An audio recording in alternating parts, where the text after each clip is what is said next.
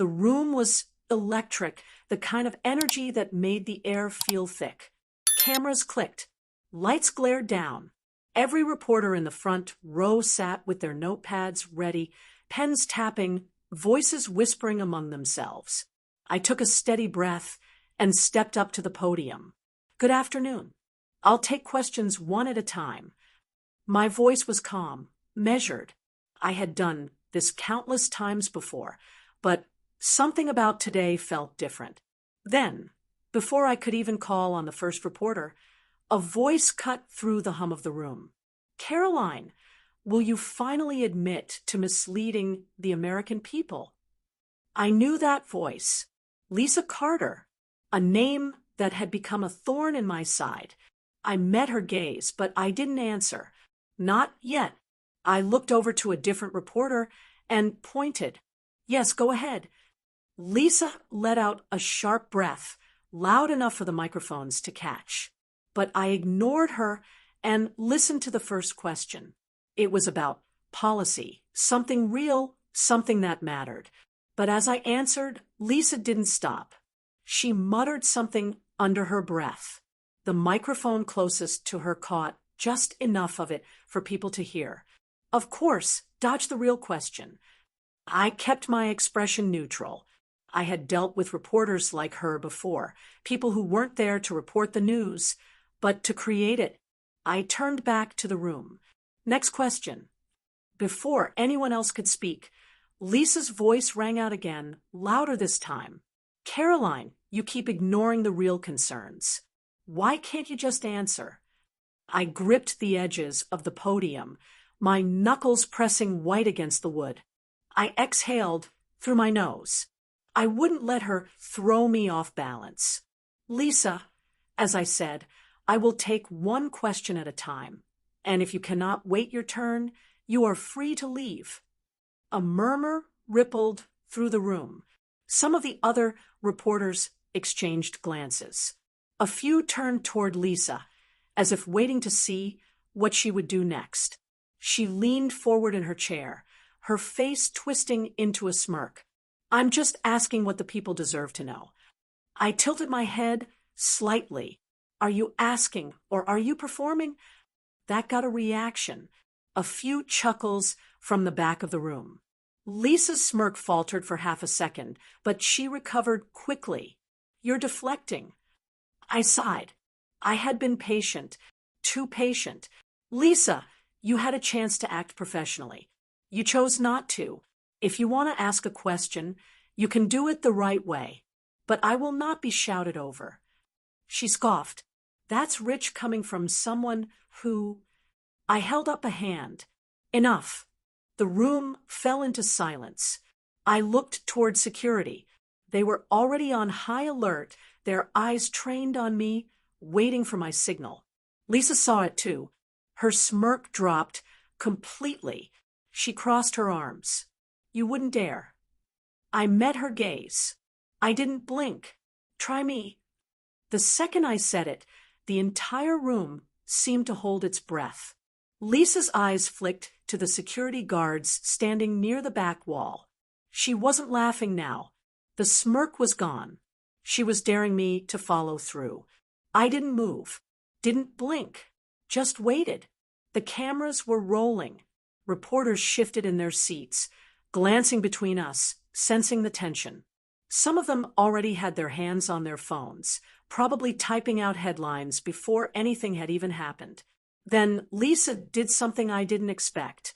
She stood up, not just a small shift in her chair, not just leaning forward to act like she was in control. She stood up all the way. Everyone noticed. I felt my grip tighten around the podium. Lisa's voice cut through the silence. "This is exactly why people don't trust you, Karoline. You refuse to be held accountable." Her words rang out, sharp, pointed, meant to sting. She wasn't just speaking to me. She was performing for the cameras, for the reporters, for whatever audience she thought was watching at home.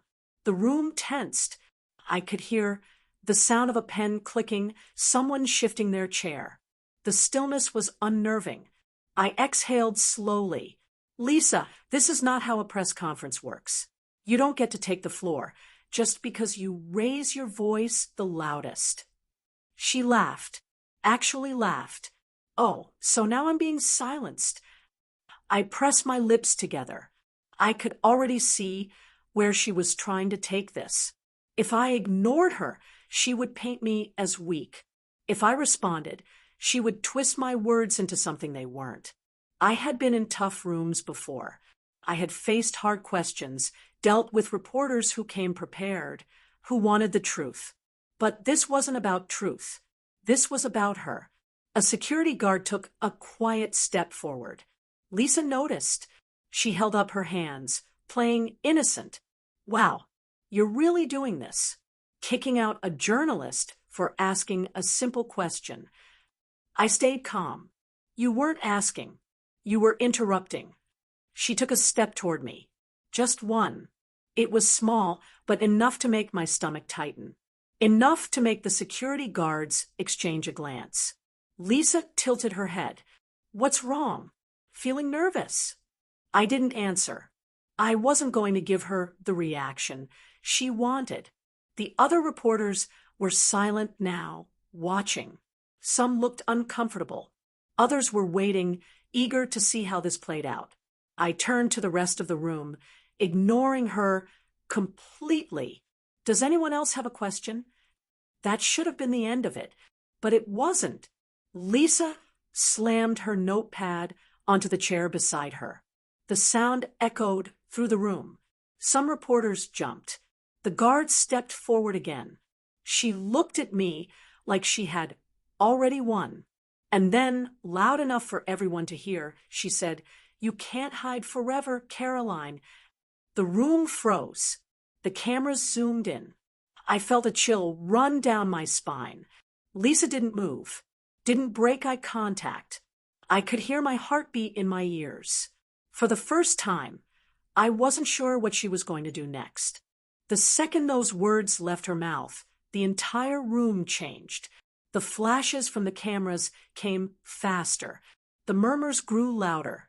I could feel it, an invisible shift, the kind that only happens when something is about to go completely off the rails. Lisa wasn't just pushing boundaries anymore. She was daring me. I studied her, trying to figure out her angle. She had that same look in her eyes, the one she always had when she thought she was in control. But there was something else now, something sharper. She wasn't going to sit back down. She wasn't going to stop. I had a choice. If I ignored her, she'd spin the story her way. If I responded, she'd twist my words. Either way, this wasn't about asking a question. It was about making me the story. I took a slow breath, keeping my voice steady. "Lisa, you've made your point." She scoffed. "Oh, have I? Because it seems like you still haven't answered." I kept my hands on the podium, my fingers pressing against the wood. I won't reward bad behavior. If you have a real question, ask it. If not, sit down and let the others do their jobs. Lisa let out a short, humorless laugh. Bad behavior? Is that what you call holding you accountable? I didn't respond. She took another step forward. I noticed it. So did the security guards. The air was tight, stretched thin. I could feel the weight of every person in that room watching, waiting. Lisa tilted her head slightly. "You can have me removed, Karoline, but that won't make this go away." I could hear the cameras clicking, capturing everything, every word, every glance. She was baiting me. I could feel my pulse in my throat. I had spent my entire career keeping my composure under pressure. But this was different. Lisa wasn't just asking tough questions. She was trying to get a reaction, and I had a feeling she wouldn't stop until she got one. The security guards took another step forward. One of them, a tall man with a radio clipped to his vest, cleared his throat. He was waiting for my signal. Lisa saw it too. She smirked. "Go ahead. Make me a headline." I exhaled slowly, gripping the podium a little tighter. Then, just when I thought she had played her last move, she did something that made my stomach drop. She pulled out her phone and started recording. The room erupted. The door shut behind me, blocking out the noise of the press room. I exhaled, but it did nothing to steady the energy running through me. The flashing cameras, the gasps, the frantic voices. It all echoed in my mind. I had dealt with tough press before. I had faced aggressive reporters, unfair questions, calculated traps. But nothing like this. Lisa hadn't come to ask questions. She had come to create chaos. I walked down the hallway, my heels clicking against the tile, and pushed open the door to my office. Jake was already inside, standing near my desk, phone in hand. "You need to see this," he said, his voice tight. I didn't have to ask what it was. I already knew. I walked over as he turned the screen toward me. Lisa's video. She had posted it the second she started recording. The caption read, "Silenced for asking the truth." I hit play. The video wasn't long. It didn't show her constant interruptions, the way she spoke over other reporters, the way she stood up and escalated the situation. It only showed one thing, security stepping in as she shouted, "This is why people don't trust you, Karoline." Cut.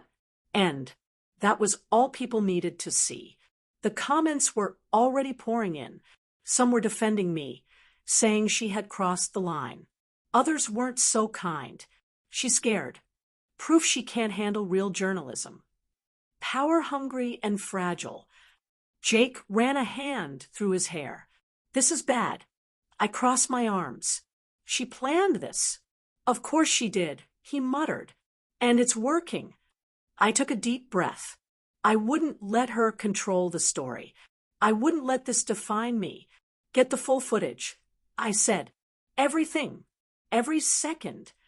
Jake nodded, already pulling out his laptop. I turned to the window, looking out at the city lights. Lisa thought she had won. But this was. The office was silent, except for the steady clicking of Jake's keyboard. The glow from his screen reflected off his glasses as he scrolled through the footage. I stood behind him, arms crossed, my mind running through every possible move. Lisa had played her hand. She had twisted the truth, given people just enough to make them believe her version of the story. If I did nothing, her lie would become the truth. But I wasn't about to let that happen. Jake let out a breath. "Found it." I leaned over his shoulder. The full footage from the press conference played back on the screen. Lisa's interruptions. Her talking over other reporters. The moment she stood up, smirking, knowing exactly what she was doing. The second she pulled out her phone, ready to spin the story in her favor. It was all there. "This shows everything," Jake said. "No cuts. No edits. Just the facts." I nodded.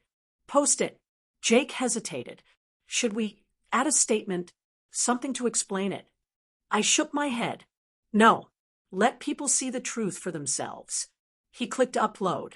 The video went live. I took a deep breath. Now we waited. Minutes passed. Then the first comments started rolling in. "Wow, this is completely different from what she posted. She was trying to set her up the whole time. This is embarrassing for Lisa."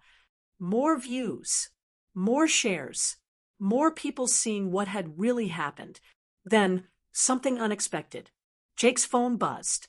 He glanced at the screen, then looked at me. Lisa just deleted her video. I felt a flicker of satisfaction, but I wasn't done yet. Check her social media. See what she's saying now. Jake tapped through the pages, shaking his head. She's quiet. Nothing new. I picked up my own phone, staring at the screen. Lisa had spent the last 24 hours attacking me, calling me weak, accusing me of silencing the press. Now, suddenly she had nothing to say. She was waiting. I knew her type. She wouldn't admit she was wrong. She wouldn't apologize. She was planning her next move, trying to figure out how to spin this in her favor again. But I had already decided. This wasn't just about me. This was about every public figure, who had been set up by people like Lisa. Every press conference that had been turned into a circus. Every headline that had been twisted beyond recognition. I opened my phone, started typing. The truth speaks for itself. I attached the full video. Hit post. Lisa wanted a fight. Now she had won. The next few hours felt like a blur. I couldn't stop looking at my phone, watching the comments flood in, the shares growing by the minute. But I wasn't sure if it was a victory or a storm about to hit. The truth was out there. Lisa had tried to twist the story, but the full video was now in the hands of the people. My decision to post it felt right, but the fallout had only just begun. Jake kept checking the analytics, his eyes moving from his screen to mine. The video is going viral. I nodded. I figured it would. But with the video spreading, so did the reactions. The comments were coming in fast, some from people who supported me, others from people who were upset by my response. Then came the backlash. A news channel picked up the story, running a segment on it. The anchors were divided, but one of them wasn't holding back. This isn't the first time Karoline Leavitt has clashed with the press, the host said, glancing at a producer. Some say she's too controlling, too focused on managing her image rather than being transparent. Now we see her trying to shut down a reporter who was just doing her job. I turned the volume down, rubbing my temples. This wasn't how I wanted the story to be spun. Do you want me to issue a statement? Jake asked, watching my reaction. I shook my head. Not yet. Let's see how this plays out. The truth is already out there. Let people decide for themselves. But that was before the phone calls started. The first call came from my campaign manager, Tom. Karoline, he said, his voice low, we need to talk. Not now, Tom, I replied, trying to keep my tone even. I'm dealing with something. This is what we need to talk about, he shot back. Lisa's video is already causing a stir, and now you're getting dragged into a bigger fight. The press is spinning this into something ugly. People are calling you too much of a politician, and we can't afford that. I sighed. I didn't start this fight, Tom. She did. I'm just defending myself. I get that, but you need to be careful. The next few days could make or break you. The press is looking for an angle to attack. I stared at the phone, my heart racing. Was this really happening? Was my career on the line just because I refused to let Lisa manipulate the narrative? I'll handle it, I said finally. Just don't do anything without talking to me first. Fine, he said, but I could hear the tension in his voice. But you need to start thinking about the fallout. The next call came an hour later, this time from my advisor. Ellen, you saw the segment, right? She asked, her voice tight. I did. You've got to respond. You can't just stay quiet and let them attack you. This is turning into a media circus, and you're at the center of it. Lisa's video has taken on a life of its own. I've already responded, I said, trying to stay calm. The full footage is out there. People can see the truth. Ellen's silence on the other end of the line spoke volumes. She knew how tricky this was. Let me help you craft a response, she said after a long pause.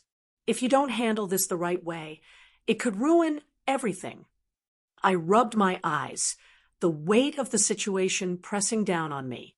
It wasn't just the reporters I had to worry about now. It was the people who had already made up their minds. The fallout was bigger than I thought. I spent the next few hours scrolling through social media, seeing how the story was evolving. The hashtags had started trending. Hashtag Karoline Leavitt is right. Hashtag Lisa Leavitt exposed. But there were just as many calls for me to step down, to apologize. People didn't know what to believe. Then, a new development. Jake's phone buzzed. He glanced at the screen, then looked at me. Lisa just deleted her video. I felt a flicker of satisfaction, but I wasn't done yet. Check her social media. See what she's saying now. Jake tapped through the pages. shaking his head. She's quiet. Nothing new. I picked up my own phone, staring at the screen. Lisa had spent the last 24 hours attacking me, calling me weak, accusing me of silencing the press. Now, suddenly she had nothing to say. She was waiting. I knew her type. She wouldn't admit she was wrong. She wouldn't apologize. She was planning her next move, trying to figure out how to spin this in her favor again. But I had already decided. This wasn't just about me. This was about every public figure who had been set up by people like Lisa, every press conference that had been turned into a circus, every headline that had been twisted beyond recognition. I opened my phone, started typing. The truth speaks for itself. I attached the full video, hit post. Lisa wanted a fight. Now she had won. The sound of my phone ringing echoed in the otherwise quiet room. I didn't need to look at the screen to know who it was. The tension in the air had been building all day, and now it felt like everything was finally coming to a head.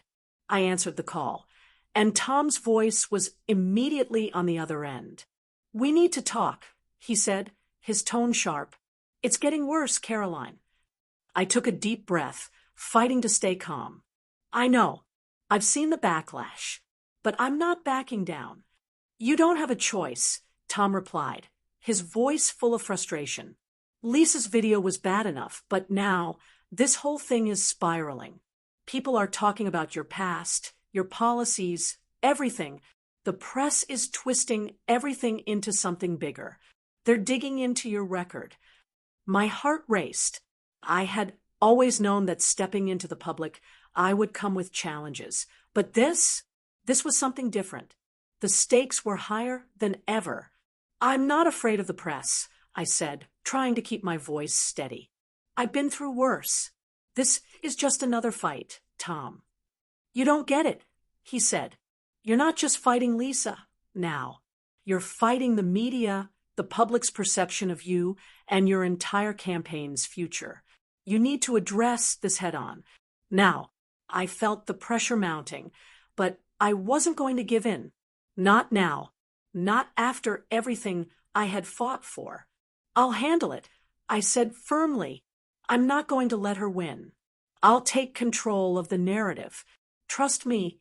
There was a long pause on the other end of the line before Tom spoke again, his voice softening. "I know you can handle this, Karoline. Just don't do it alone. You have people who want to help. Don't push us away." I sighed, the weight of his words sinking in. He was right. I didn't have to fight this alone. But I had to take a stand. For me, for my campaign, and for the truth. "I'll keep that in mind," I said. "Thanks, Tom." I ended the call and sat back in my chair, staring at the screen. I could feel the tension in my chest. This wasn't just about a press conference or a video anymore. It was about my entire future. My mind raced as I thought through my next move. The full video was out there. The truth was in the open. But Lisa wasn't going to stop. She never would. She would keep spinning her story, trying to make herself the victim. But I wasn't going to let her. Not this time. I stood up, pacing the room, trying to clear my mind. I knew I needed to act fast.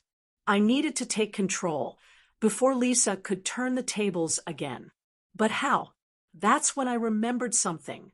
A few weeks ago, I had been approached by a journalist, a reporter from a major news outlet who had offered to do a one-on-one interview. I had turned them down at the time, not wanting to risk anything, but now it felt like the right opportunity. I needed a chance to speak directly to the people, to set the record straight. I picked up the phone again, dialing the number. "Karoline?" The voice on the other end was familiar. "Is this Emily?" I asked. "Yeah. What's up?" "I need that interview," I said, not wasting any time. There was a brief silence. "You sure? Things are complicated right now." "I know," I said, "but this is the only way. I need to speak directly to the public. I can't keep waiting for the media to twist my words." I need to control this. Emily didn't hesitate. Okay, I'll make it happen. But you need to be prepared. This interview is going to be big.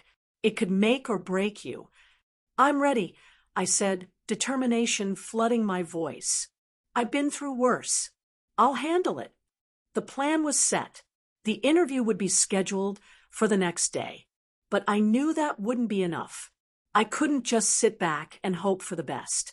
I needed to act now, before the media could spin this any further. I grabbed my phone again, quickly composing a tweet. It was time to take my message directly to the people. Enough of the lies. The truth is out there. Tomorrow, I'll speak for myself. Hashtag the truth speaks. I hit send. It was a simple message, but it would send shockwaves through the media. It would make it clear that I wasn't backing down, that I wasn't afraid of the press, and that Lisa's twisted version of events was over. The notifications started flooding in almost immediately. Replies, retweets, and comments poured in. Some people supported me. Others were skeptical, but the message was clear. The story was far from over.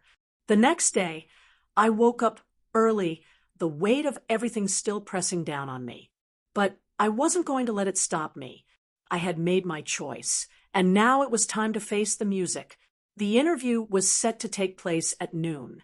I spent the morning preparing, going over everything I wanted to say. I couldn't afford to make a mistake. This was my chance to turn everything around. By the time I arrived at the studio, I felt a surge of adrenaline. This was it, the moment that could change everything. Emily was there, waiting for me. She greeted me with a quick handshake, her expression serious. "You ready?" she asked. I nodded. "Let's do this." The cameras were rolling, the lights bright, and the room silent as the interview began. "Karoline," Emily started, "you've been at the center of a huge controversy these past few days. Lisa Leavitt has accused you of silencing her and manipulating the press. What do you say to that?" I took a deep breath, steadying myself. This was the moment. "I say it's time for the truth," I replied. "Lisa twisted the facts. She tried to make me the villain, but the truth is out there. The video shows exactly what happened. She interrupted me repeatedly, trying to create a narrative that wasn't true, and I won't stand by and let her or anyone else control the story." Emily nodded, "But the public is divided. Some people are calling you too aggressive, too controlling. How do you respond to that?" "I'm not afraid to stand up for myself," I said, my voice firm. "I won't let anyone push me around. I've worked too hard to get where I am, and I won't let a reporter or anyone else tear that down. I'm not the villain in this story. I'm just someone trying to do my job and tell the truth." The interview continued, and I could feel the momentum building. I was speaking directly to the people, showing them who I really was. I wasn't perfect, but I wasn't the person Lisa was trying to paint me as. By the time the interview ended, I knew I had done what I set out to do. The next few days would be crucial, but I had taken control of the narrative. I had taken the first step. The aftermath of the interview had left me feeling like I had crossed some invisible line. The response was immediate, mixed, and a lot louder than I expected. People were talking, sharing their opinions, weighing in with their thoughts. Some of it was supportive, some was critical, and some was outright venomous. But it was all out there now. There was no turning back. I sat at my desk, scrolling through the notifications on my phone. Comments flooded in from every direction. Some people were rallying behind me, thankful that I had finally spoken up. Others, though, took every word I said and twisted it. They called me arrogant, controlling, even dishonest. But the one thing I could take away from it all was that the conversation had shifted. Lisa's video had been the spark. The interview was the fire. And now, I was waiting for the smoke to clear. I leaned back in my chair, running my fingers through my hair. It had been a long, exhausting day, but the real battle wasn't over yet. Not by a long shot. My phone rang again. I recognized the number. It was Emily. "Hey, Caroline," she said, her voice cool but urgent. "The interview did what we needed it to do, but we've got a problem. Lisa's not backing down. She's already planning her next move." I frowned, my mind racing. What's she up to? She's doubling down on the victim narrative. She's pulling out all the stops. And she's got a big interview lined up for tomorrow. It's going to be huge. I didn't want to admit it, but the pressure was starting to get to me. Lisa wasn't just a reporter anymore. She was playing the game like a pro. Every move she made seemed calculated, designed to keep me on the defensive. And for every step I took forward, she took 2 steps ahead. "I don't care what she does," I said, trying to sound more confident than I felt. "She can say whatever she wants. I've already said my piece." Emily hesitated.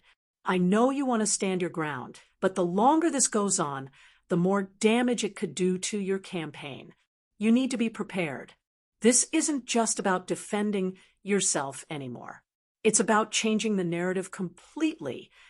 I took a deep breath, her words sinking in. "You're right, but what am I supposed to do? I've said what I needed to say." "You need to go on the offensive," Emily suggested. "If you really want to put this to bed, you need to show everyone that Lisa's the one who's been manipulating the situation." I thought for a moment. The idea of turning the tables, of using Lisa's own tactics against her, sent a flicker of determination through me. But it wasn't going to be easy. I knew that much. "I can do that," I said slowly. "But I need to make sure we have the right pieces in place. We need to make sure this is airtight. No room for doubt."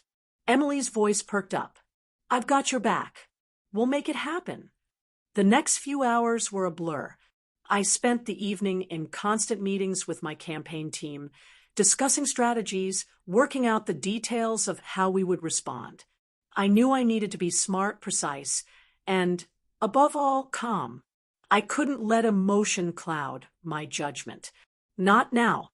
Lisa's big interview was set for the next day. As I prepared for mine, I realized that this wasn't just about answering questions anymore. This was about proving a point. Lisa had tried to frame me, tried to manipulate the story to make me the villain. But I wasn't going to let her get away with it. The next morning, I walked into the studio again. The lights were blinding, the cameras set, the room buzzing with anticipation. But this time, I wasn't just answering questions. This time, I had a plan. Emily was waiting for me, her expression serious. "You're ready?" she asked. I nodded. "Let's do this." I was calm now, focused. No more second-guessing. The interview began. The reporter started with her usual questions, trying to poke holes in my story, trying to find the cracks. But this time, I was prepared. "Caroline," she said, leaning in, "you've made your case. But Lisa Leavitt has continued to make the same accusations. She's even produced new evidence. What do you say to that?" I didn't flinch. What Lisa is presenting is nothing but a distraction. It's not the truth, and it's not the whole story. I paused, letting my words hang in the air. "What do you mean by that?" the reporter asked, clearly intrigued. I took a deep breath. "Lisa's been trying to make me the villain. She's been trying to make herself the victim. But that's not what happened. I've seen the footage. I've seen how she edited the video. She's manipulating what happened, twisting it to fit her agenda." The reporter's eyes narrowed. "You're accusing Lisa of editing the footage?" I nodded. "Yes, I am. And I've got proof." I could see the shift in the room. The cameras focused on me. The reporter seemed caught off guard. She had expected me to back down, to fold under pressure. But I wasn't going to give her that satisfaction. "I have the raw, uncut footage of our interaction," I continued. "And it shows everything. It shows the truth. the unfiltered reality of what happened. The room was silent for a moment. I could feel the weight of the moment hanging in the air. This was my moment.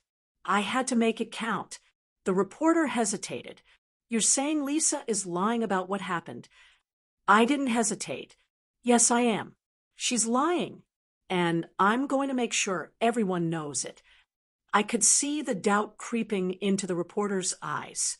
She wasn't expecting this level of confidence. She wasn't expecting me to turn the tables on her like this. But I wasn't just playing defense anymore. I was on the offensive. The interview continued, but I could feel the shift. The room was different now. I was no longer on the defensive. I was in control. And that control was the key to winning this. The next few days were a whirlwind. I released the full footage just as I had promised. The media picked up on it quickly. People started to share their opinions, but the story had changed. It wasn't about me silencing Lisa anymore. It wasn't about her accusations or her twisted narrative. It was about the truth. Lisa's team tried to spin it, of course. They tried to make it seem like I was the one manipulating the footage. But it was too late. The truth was out there now, and the public wasn't buying her story anymore. I had learned something important throughout this whole ordeal. Sometimes you have to fight fire with fire. Sometimes you have to show the world that you're not afraid to take the fight to the other side. And in the end, it wasn't just about winning the battle. It was about showing the world that you can stand up for yourself no matter what. Lisa had underestimated me. She had thought she could control the narrative, make me look like the villain. But in the end, it was her own lies that did her in. The lesson was clear. Never let anyone silence you. Never let anyone control your story. Because in the end, the truth always comes out. And when it does, the people will see who was really. Thank you for listening to another exciting story from VIP Vault. If you have enjoyed listening to this story, check out our videos here.